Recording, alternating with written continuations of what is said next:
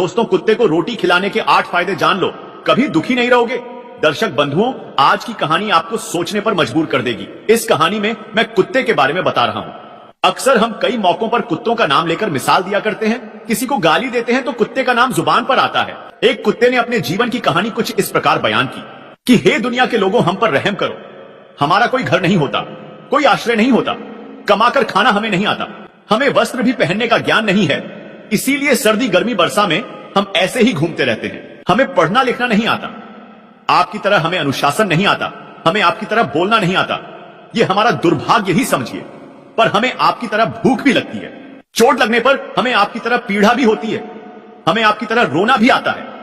बस इन्हीं 3 कामों में हम आपकी बराबरी करते हैं, इसलिए हम पर दया दिखाइए हमें और कष्ट मत दीजिए। ईश्वर ने तो हमें वैसे भी कष्ट देकर ही भेजा है, ऊपर से आप लोग हमें परेशान करते हैं। हम आपकी तरह मनुष्य नहीं हैं, हम पराधीन जीव हैं। जब हमारा जन्म हुआ उस समय हमारे आंख कान बंद थे। कह नहीं सकते कि उस समय आपके जन्म पर जैसे नाच गान होता है, बाजे बजते हैं, खुशी मनाई जाती है।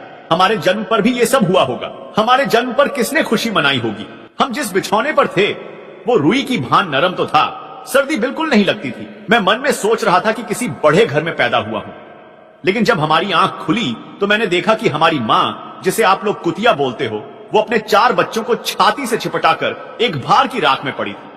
हम 4 भाई थे, बाकी 3 भाई तो लाल और भूरे रंग के थे।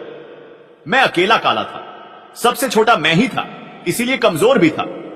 मेरी मां हम लोगों के पास जब तब आती थी क्योंकि उसे भी अपने भोजन की व्यवस्था करनी पड़ती थी। यदि वो ना खाती तो हमें दूध कहां से पिलाती? उस एक पर हम 4 निर्भर थे। वो बेचारी अपने भोजन के लिए इधर उधर दौड़ती रहती थी। कभी भोजन मिल भी जाता था, कभी नहीं मिलता था, लेकिन वो हमेशा हम चारों का बड़ा ख्याल रखती थी। आखिर मां जो थी वो रात रात भर जागकर गांव की रखवाली करती थी। मजाल क्या जो अनजान आदमी बुरी नीयत से गांव की ओर भी झांक जाए। दूसरे गांव के कुत्ते भी हमारी मां के डर से गांव में नहीं आते थे। गांव के किसी किसान के खेत में कोई साढ़ या नील गाय फसल खाने आती तो हमारी मां उसे दौड़ाकर भगा देती। गांव वालों के लिए इतना सब करने के बाद भी कोई हमारी मां को स्वेच्छा से भोजन नहीं देता था।